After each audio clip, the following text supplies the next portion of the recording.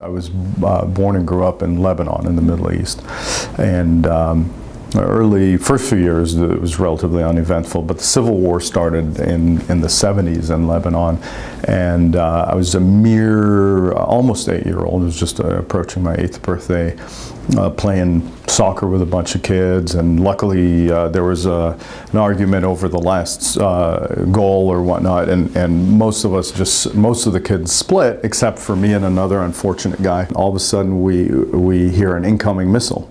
And it's at that point in time we had all been through the drill of what to do when you hear an incoming, and the thing struck and exploded, and it was those Soviet era Katyusha rockets, which stood about 4 feet tall, and when they explode, basically they send off a bunch of shrapnel, hot metal in all directions. Well, I was the unfortunate recipient of 3 pieces of those shrapnel into my flank area, basically they went internally into my abdominal cavity and wreaked havoc. And we're up in this town in the mountains under siege, and there was gas shortage. I mean, it was all, everything that could go wrong or be stacked up against you was the hand I got dealt. And luckily enough, there was a car in the neighborhood that still had gas in it. It was my uncle's. They picked me up, no ambulance service, anything. They threw me in the back of the car, and it took almost 2 hours.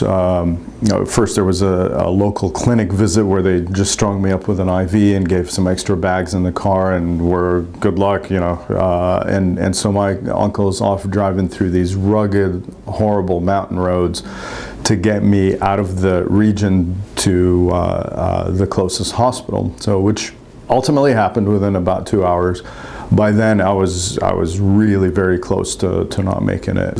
Local surgeon, general surgeon, took me in and saved my life. And my grandfather used to love to tell the story of how when he met the surgeon, he told him, "You got him here alive. You're going to take him home alive." It's a mere memory for me now, and in many ways, I wouldn't change any of my history because it made me who I am.